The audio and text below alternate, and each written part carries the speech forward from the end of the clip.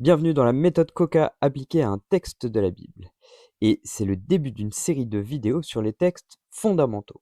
On a beaucoup traité de textes compliqués sur Creusons la Bible avec Habakkuk et pourquoi c'est compliqué.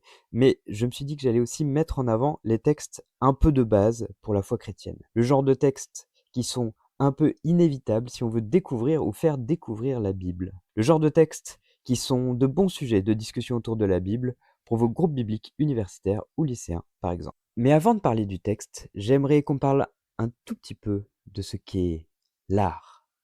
Qu'est-ce qui fait que l'art est l'art? Esthétique, inutile, exprime un sens, une émotion, est porteur d'un message? Le mot art en français a la même racine que artisanat. Et pendant longtemps, les deux n'étaient pas distingués. On faisait des objets qui étaient à la fois fonctionnels et esthétiques.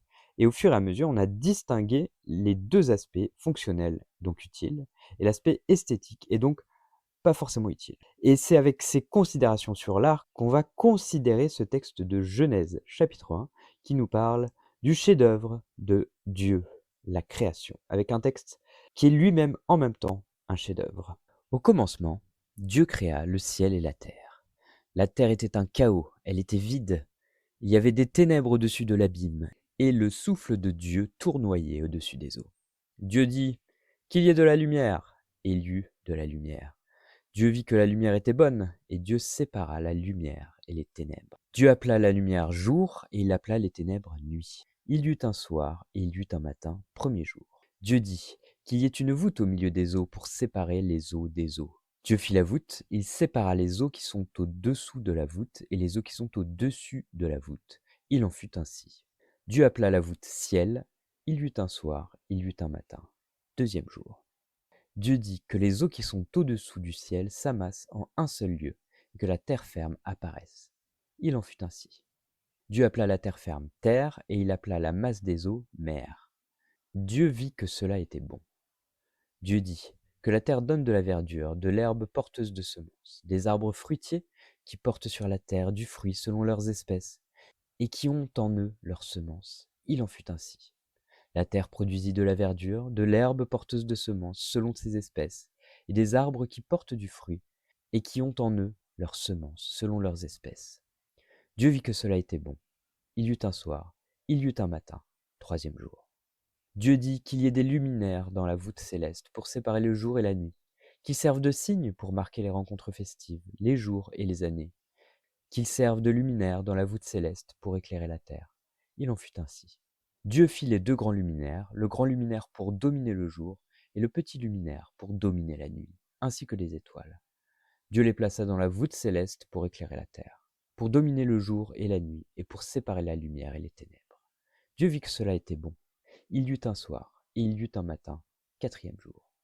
Dieu dit que les eaux grouillent de petites bêtes, d'êtres vivants, et que des oiseaux volent au-dessus de la terre face à la voûte céleste. Dieu créa les grands monstres marins et tous les êtres vivants qui fourmillent, dont les eaux se mirent à grouiller selon leurs espèces, ainsi que tout oiseau selon ses espèces. Dieu vit que cela était bon.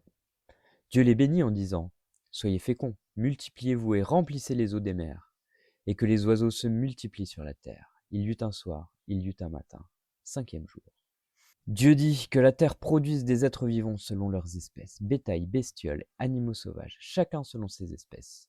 Il en fut ainsi. Dieu fit les animaux sauvages selon leurs espèces, le bétail selon son espèce, et toutes les bestioles de la terre selon leur espèce. Dieu vit que cela était bon.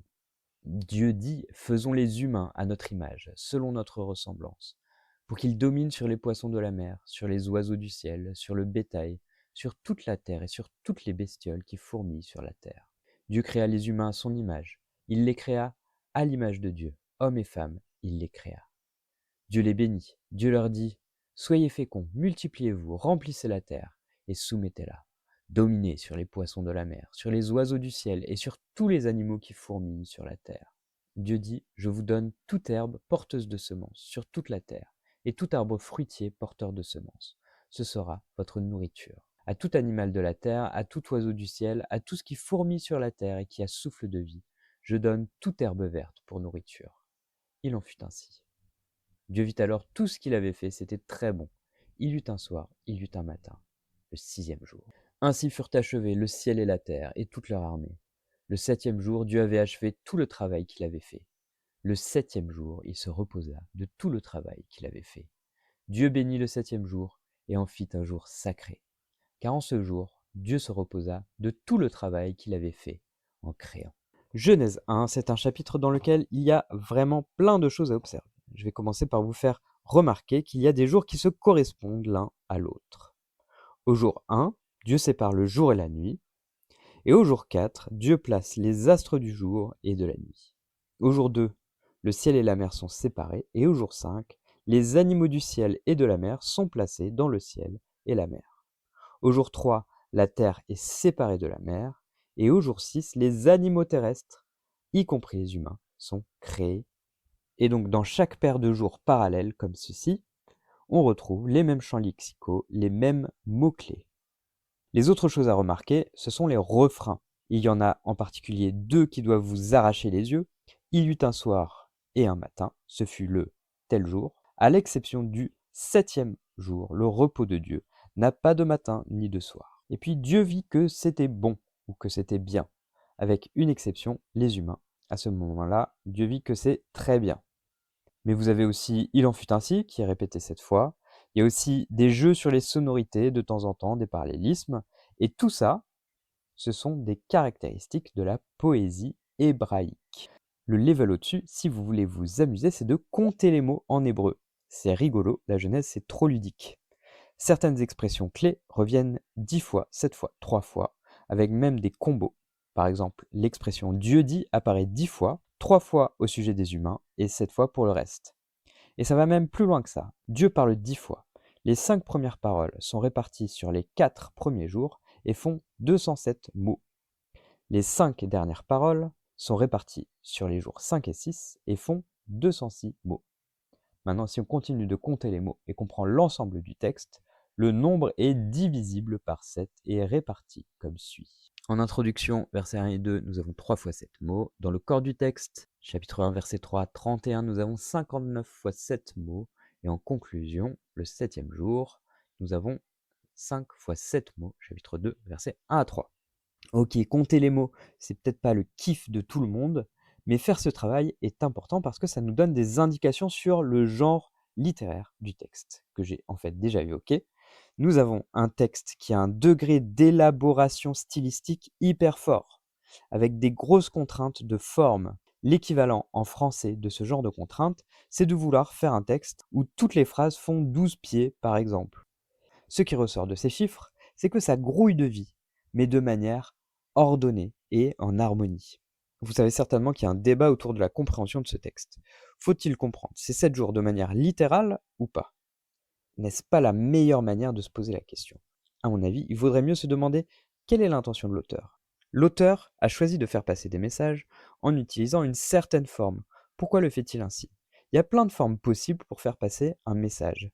La narration d'une histoire, le récit d'un événement d'un point de vue journalistique, la poésie, la fable, etc. Sachant que la forme du discours vient normalement appuyer le fond du message. Et il n'y a rien qui est interdit. Dans la Bible, il y a une multiplicité de formes de discours, ce qu'on appelle un genre littéraire. Jésus lui-même peut utiliser des histoires fictives, une parabole, un récit imagé, pour raconter, par exemple, l'histoire d'Israël. Il peut utiliser des éléments fictifs pour raconter une histoire réelle. Le truc, c'est que pour nous, le récit de vérité, dans notre culture, c'est le récit qui colle de manière précise aux faits.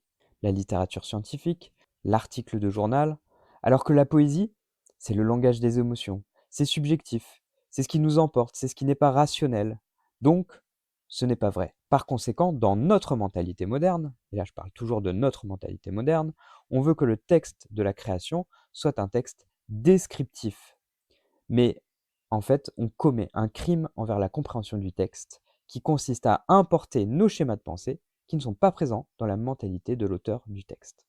Le caractère fortement stylisé du texte me fait dire qu'en fait, l'auteur a choisi une forme globalement poétique pour nous présenter l'œuvre de création de Dieu comme l'œuvre d'un artisan soigneux qui fait un travail avec attention et sens du détail, minutie, et qui se réjouit de son œuvre. Il kiffe ce qu'il fait. Un autre truc qui a participé à me convaincre que le but du texte n'est pas d'être pris au pied de la lettre, c'est qu'on m'a fait remarquer que si on le faisait, prendre au pied de la lettre, on aboutirait à des contradictions. Au jour 1, Dieu crée la lumière et sépare la lumière du jour, mais au jour 4, il crée les luminaires pour que le jour puisse être séparé de la nuit. Il y a besoin du jour 4 pour que le jour 1 puisse se réaliser. Ça suggère que ces jours sont des arrangements plus thématiques que chronologiques. Et dans Genèse 1, par exemple, la végétation est créée avant l'homme. Dans Genèse 2, l'homme est créé avant la végétation. Et vous avez vu comme l'auteur est soigneux. Il n'a pas laissé ce genre de détails au hasard. D'autant que le mode de discours scientifique existait à l'époque. Et ça ne correspond pas à ce qu'on trouve dans la Genèse. Mais ça aurait pu être un mode de discours qu'aurait choisi l'auteur du texte. Mais il en a choisi un autre. Maintenant, c'est pas parce que ce texte n'est pas une description scientifique qu'il n'a rien à dire au sujet de la science. La méthode scientifique repose sur un certain nombre de présupposés indémontrables qu'on suppose vrais pour que ça marche. Et des choses qu'on suppose vraies sans les démontrer, certains appellent ça la foi. Et il me semble que ce texte explique, fait sens de ces présupposés fondamentaux de la science moderne. Je vous mets en avant juste 2 éléments de foi sur lesquels la méthode scientifique se fonde: la raison humaine et la stabilité du monde. La raison humaine est capable de faire sens du monde et de découvrir les lois de la nature. Et vu notre propension à ne pas nous mettre d'accord malgré des discours raisonnables, que la raison humaine soit fiable, c'est pas gagné d'avance en fait. Certains diraient même que la science est subjective à cause de la place du sujet humain dans la démarche. Comment ça marche la méthode scientifique? Il y a un scientifique, il émet une hypothèse basée sur son observation du monde. Ensuite, il imagine une expérience répétable et il fait l'expérience qui validera ou pas son hypothèse. Et la répétabilité est importante parce qu'elle doit pouvoir être reproduite par d'autres.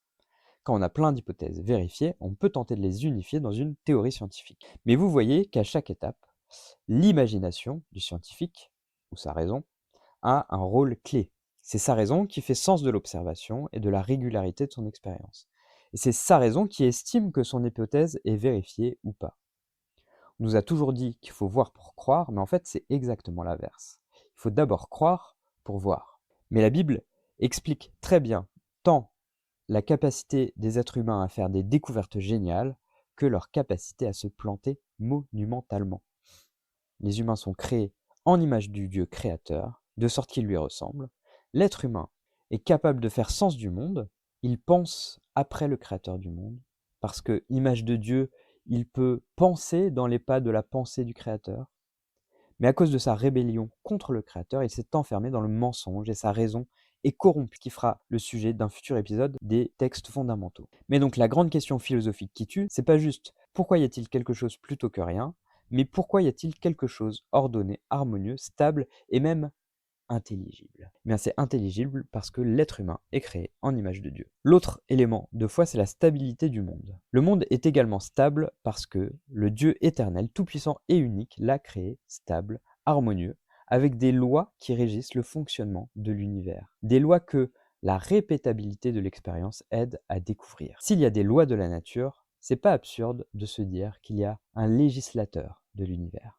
Et c'est justement la différence avec le polythéisme dénoncé par notre texte, j'y viendrai tout à l'heure. Dans le polythéisme, la science n'est pas possible, parce que les lois de la nature vont dépendre de tel ou tel dieu en fonction de son territoire, ou de son élément de prédilection. Donc le comportement de la nature, les règles du game, si vous voulez, dépendent de quelle divinité est dans le game. L'arrivée de la pluie dépend de la bonne volonté de la divinité de la pluie. Et si la divinité de la pluie en question s'est faite vaincre par une divinité adverse, pas de pluie, c'est ballot. Un Dieu universel, par contre, peut garantir qu'une loi de la nature est stable, valable, partout, tout le temps, ce qui lui permet d'être découverte grâce à une bonne hypothèse, une bonne expérience, qui peut être répétée.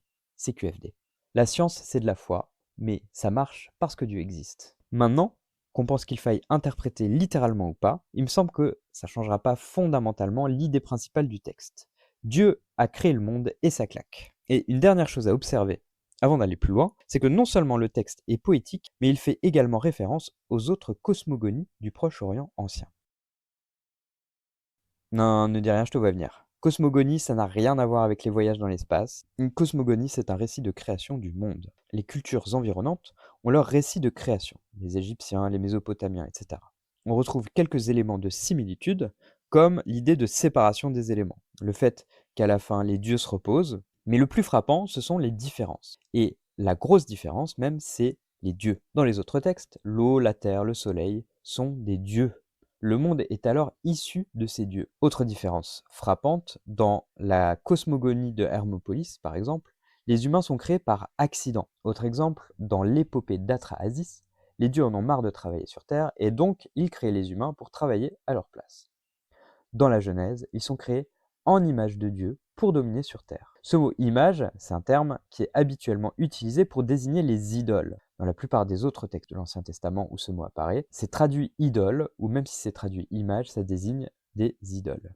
Chez les Égyptiens, image de Dieu pouvait désigner des humains, mais pas n'importe quel humain. Le roi, le pharaon, qui était d'ailleurs quasi divinisé. Alors qu'ici, tous les êtres humains sont image de Dieu. Donc il y a en fait une volonté polémique dans le fait de reprendre le langage des cosmogonies. C'est un peu comme si l'auteur de la Genèse reprenait librement certains éléments des cosmogonies anciennes pour les détourner afin de présenter qui est vraiment Dieu. Et là, on est en train de dévier sur la compréhension. Pourquoi l'auteur a-t-il écrit ce texte? Parce qu'il veut polémiquer avec l'idolâtrie ambiante. Il veut la clasher. L'idolâtrie des peuples voisins, l'idolâtrie des Israélites, qui étaient tentés de prendre en modèle l'idolâtrie de leurs voisins. On n'a pas une présentation neutre et polie de Dieu, on a un texte qui attaque les conceptions détraquées des divinités. Le texte de la Genèse est anti-idolâtrie pour présenter qui est le véritable Dieu et qui nous sommes véritablement face à Dieu. Des rois et des reines à qui il délègue de prendre soin de la création. On apprend donc des choses assez fondamentales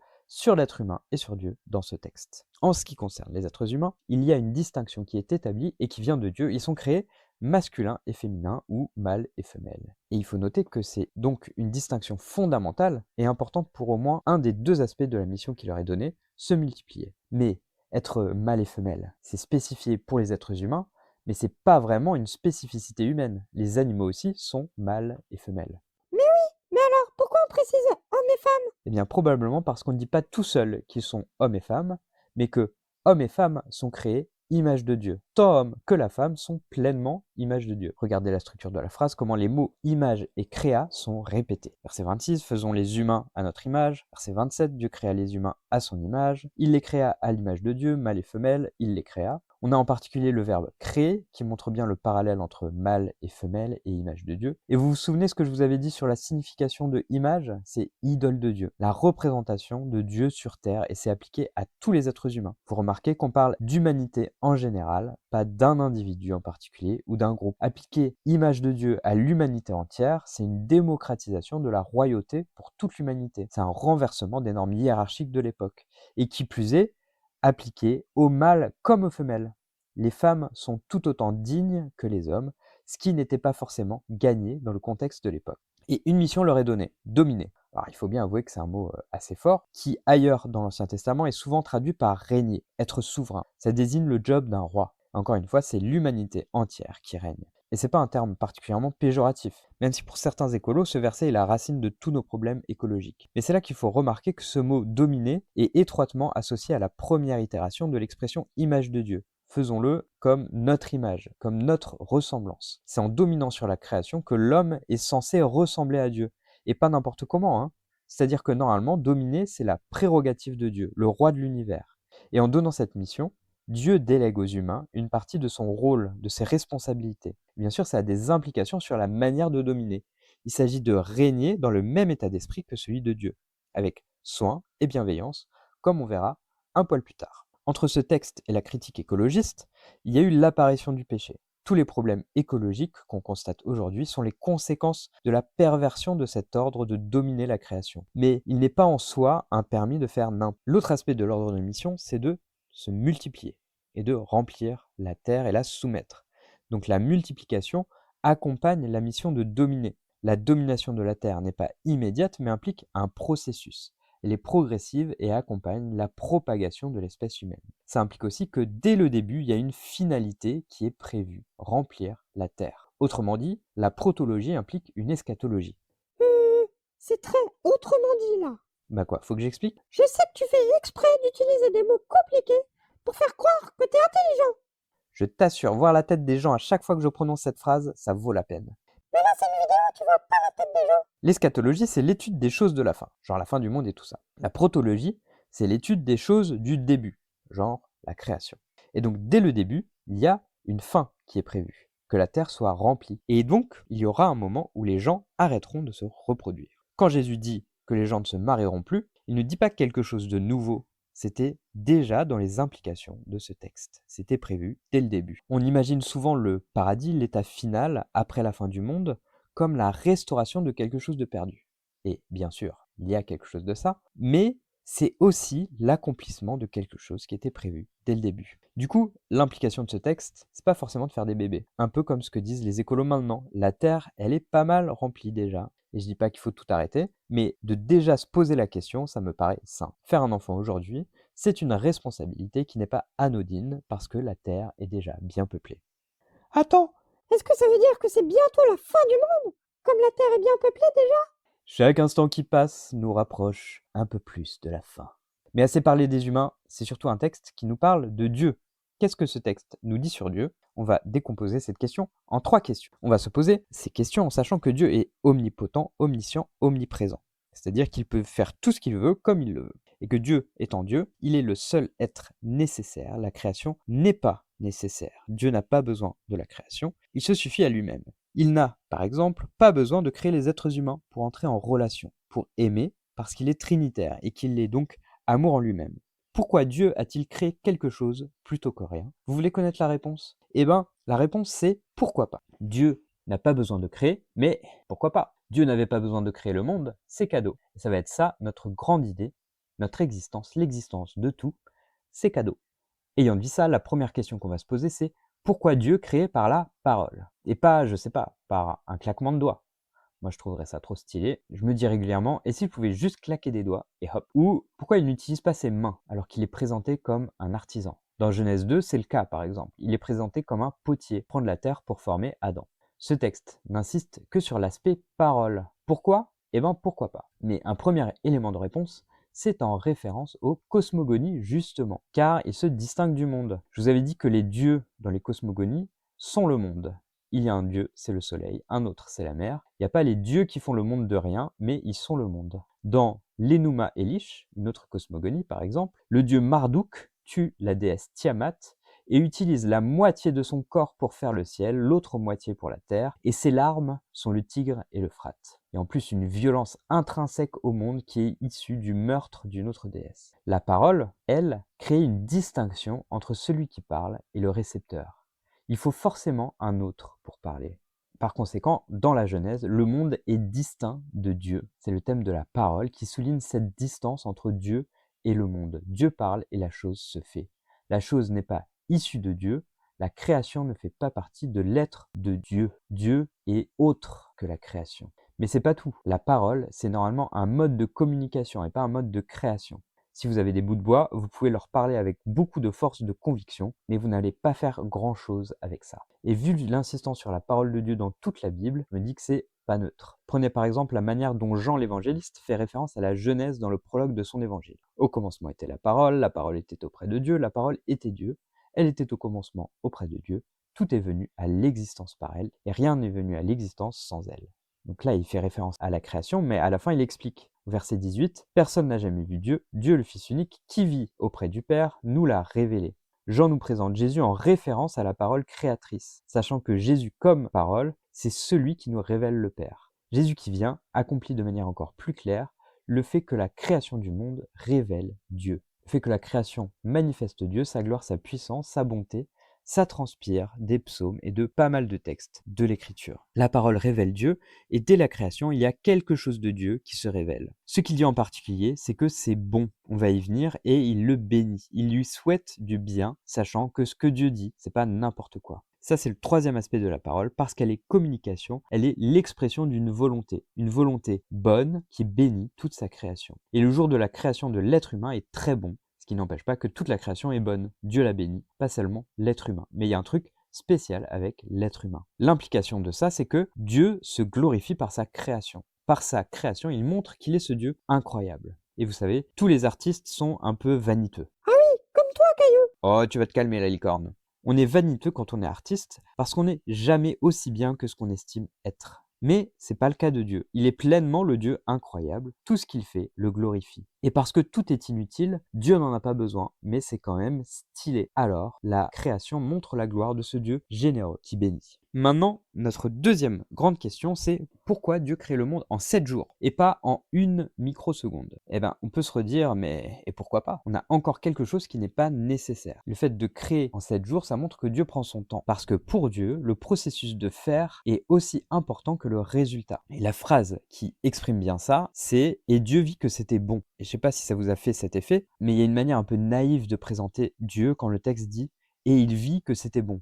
Est-ce qu'il ne savait pas qu'il allait faire quelque chose de beau? En fait, c'est un peu comme, il fait un truc, il le voit, et il dit « Eh ouais, c'est trop cool, c'est grave stylé ce que j'ai fait ». Et cette phrase, elle est répétée régulièrement, à toutes les étapes de sa création. Ça montre que Dieu prend plaisir à ce qu'il fait à chaque étape. Dieu s'amuse avec sa création. Je vous renvoie à Proverbes chapitre 8, verset 31, un texte qui nous présente la sagesse présente et participante à la création du monde. Il prend plaisir à ce qui se passe, même s'il n'en a pas besoin, stricto sensu. De toute façon, il n'a besoin de rien. Franchement, les dinosaures. Pourquoi Dieu a fait les dinosaures? Parce que c'était trop cool. Oui, et les licornes aussi. Euh, comment te dire? Et pourquoi faire disparaître les dinosaures avant même que les humains arrivent? Parce que c'est trop cool. Alors peut-être que c'était pas hyper compatible avec l'existence humaine. Peut-être qu'il s'est dit, je leur fais une blague. Ils vont découvrir tous les os et ils vont se poser plein de questions. En même temps, on constate qu'effectivement, ça nous a posé question. Ça a permis de nous pousser à rechercher des réponses, etc. Dans notre culture de l'immédiateté, il y a de quoi nous faire réfléchir. Dieu ne cherche pas à gagner du temps. Il a tout son temps. Donc peut-être qu'il ne faut pas trop nous focaliser sur le résultat, la réussite, la productivité, mais sur le faire en prenant son temps, en appréciant ce qu'on fait, à l'image de Dieu. Et après c'est fini, on profite de ce qu'on a fait. Le 7e jour, qui n'a pas il y eut un soir, il y eut un matin, c'est le 7e jour, a suggéré à beaucoup que le jour de repos n'a pas de fin. C'est un jour éternel et c'est en fait ce 7e jour qui est le cadre de l'activité de l'être humain. Ça a des implications intéressantes pour nous. Dieu prend son temps. Il prend son temps avec nous aussi. Des fois, on est assez impatient, mais il y a une vertu à prendre son temps pour avancer. On profite mieux de ce qu'on a accompli si on a pris le temps de le faire. Et Dieu prend son temps. Lisez l'histoire de la Bible, non seulement quand le monde est beau sans péché, mais aussi quand le monde est amoché par le péché. Ça a des applications pour nos attentes de progrès. Dieu a prévu que notre progrès prendrait du temps. Ce n'est qu'à la résurrection qu'on sera parfait. Mais ce temps en attendant ne veut pas dire que c'est foutu, mais c'est un temps d'apprentissage. Et sans pression, on sera parfait. Pour nous, prendre son temps est vecteur de croissance et d'apprentissage. Ça permet de prendre le temps de constater que c'est trop cool ce que Dieu fait, et en particulier ce que Dieu fait avec moi. Et donc je peux aussi œuvrer pour Dieu tranquillement. Dernière question qu'on va se poser, pourquoi Dieu fait toutes choses belles? Pourquoi Dieu fait toutes choses belles et pas juste fonctionnelles? Pourquoi il fait pas juste quelque chose qui marche bien? Pourquoi il fait pas un truc minimaliste qui n'attire pas le regard? Je sais pas si vous avez remarqué, mais il y a dans la Bible 2 récits de création. Le premier, c'est celui qu'on voit dans cette vidéo. Le deuxième, c'est à partir du chapitre 2, verset 4 jusqu'au chapitre 3. Mais au chapitre 2, verset 4, on revient en arrière sur la création de l'homme et l'arrivée du mal dans le monde. Vous vous êtes déjà demandé pourquoi il y a 2 récits? Oui, je vous fais poser des questions que vous ne vous seriez jamais posées. Eh bien, parce que pourquoi pas? Il y a 2 récits parce que le monde est beau. Oui, le monde est beau et bon parce que Dieu l'a créé bon et beau. Là encore, il faut se remettre dans le contexte des autres cosmogonies, dans lesquelles la création est souvent issue d'une lutte entre les dieux. Le monde est chaotique parce que les relations entre les dieux sont chaotiques. Et ça, c'est intrinsèque au monde. Rappelez-vous Tiamat qui se fait trancher en deux. Ces dieux-là, en fait, ils sont très humains et surtout dans les aspects les moins reluisants. Donc le monde n'est qu'un reflet, qu'une expression de ces dieux conflictuels. Il ressort de ces mythologies que le mal fait partie de l'ordre naturel du monde et que donc il ne peut pas y avoir de monde sans mal. Mais dans la Genèse, on a d'abord un récit qui souligne que ce monde et tout ce qu'il contient est beau parce qu'il est issu d'une volonté bonne. Et c'est ça l'ordre naturel des choses. Et puis il y a un deuxième récit qui explique la survenue du mal dans un deuxième temps, comme pour mettre une distance entre l'ordre naturel du monde et l'ordre contre nature du monde causé par l'arrivée du mal. Ce premier texte permet de dire « il n'en a pas toujours été du mal ». Et si le mal n'est pas éternel depuis l'origine, il pourrait aussi ne plus être dans le futur. Et ça, c'est surtout les chapitres suivants qui en parleront, donc je ne fais que du teasing, pour souligner que le monde est beau, et c'est comme ça qu'il devrait être. La phrase « il vit que c'était bon », j'en ai déjà parlé, Cette comme naïveté, elle montre aussi que c'est comme si Dieu ne pouvait pas s'empêcher de faire quelque chose de beau. En faisant constater à Dieu que ce qu'il fait est bon, on a l'impression qu'il ne fait presque pas exprès de faire quelque chose de bon, mais que c'est plus fort que lui. Et bien sûr, Dieu a pleinement conscience de faire quelque chose de bon, mais ça souligne que tout ce que Dieu fait est bon. Et nous rappeler que le monde devrait être beau, ça peut être une clé pour nous guider dans notre manière d'accomplir la mission qui nous est donnée de remplir et dominer la création. On est censé être dominateur par notre rôle de représentant de Dieu, mais on doit le faire d'une manière qui représente Dieu, avec soin, minutie et générosité. Et c'est là qu'il faut reparler du fait qu'on a un texte stylé. Alors nous avons un texte stylé. Pourquoi a-t-on un texte stylé? Parce que Dieu est stylé. La poésie, c'est le discours du beau, et ce genre de beau vient appuyer le fait que tout ce que Dieu fait est beau. Mais si vous voulez faire passer le message du beau et que vous y casez une équation mathématique, je vous assure que vous perdez beaucoup de monde. Seule une frange obscure de la population qui étudie les mathématiques fondamentales va trouver ça beau. Alors que la poésie, elle appuie le fait que Dieu crée toutes choses belles et bonnes. Pourquoi? Sinon il n'y a pas de kiff, sinon on s'ennuierait. La beauté du monde montre l'artiste qu'est Dieu, un artiste pas vaniteux, pas qui fait payer ses œuvres super riches, mais généreux qui fait profiter le monde de son art. Pour finir, je vous tire encore quelques petites pistes d'application. Et la première, c'est que l'existence est un don de Dieu. L'existence est un don de Dieu, ça veut dire que vous ne servez à rien. Vous êtes inutiles tous autant que vous êtes. Caillou, tu t'es cru dans un concert de métal d'insulter tout le monde comme ça? Tu crois que c'est trop péjoratif de le dire comme ça? Dieu n'a pas besoin de nous. Nous ne lui sommes pas nécessaires. Mais, même s'il n'en a pas besoin, il se réjouit de nous. Il prend plaisir, il nous donne une valeur qui ne dépend pas de nous, une valeur qui ne dépend donc pas de nous et de ce que nous faisons, mais une valeur que Dieu donne en disant c'est bon, beau, et qu'il bénit. On est un cadeau inutile, mais Dieu n'a pas prévu de le jeter à la poubelle. Dieu bénit avant de condamner. Ce que Dieu prévoit de manière primordiale, c'est la bénédiction. La malédiction n'est que temporaire. Et ça change plein de choses de voir que notre existence est un don, parce que notre existence, qui nous sommes, ce que nous sommes, est le fruit d'une volonté bonne. Dieu n'était pas obligé de nous créer, et il n'était pas obligé de nous donner un statut important. Savoir que notre existence est un cadeau de Dieu, ça change notre perspective sur comment nous nous comprenons. Notre valeur n'est pas le fruit de nos efforts, mais elle nous est donnée par Dieu sur la seule base de sa volonté. Ça veut dire que dans la vie, nous n'avons rien à prouver à personne. Le bien fondé de notre vie ne se trouve pas dans le regard d'un autre humain, ni dans le regard que nous nous portons sur nous-mêmes. Et ce thème est encore plus fort en connaissant la suite de l'histoire. Parce que même en ayant fait nimp de ce cadeau de l'existence, Dieu a racheté le prix de notre existence, gâchée par nos fautes, en mourant à la croix. Et là encore, c'est parce que Dieu l'a bien voulu. Notre salut est le fruit d'une volonté bonne de la part de Dieu. Ce n'est pas non plus par nos efforts que nous nous sommes rachetés. Maintenant, même si notre statut qui est un cadeau est particulier, nous restons des créatures dépendantes de Dieu.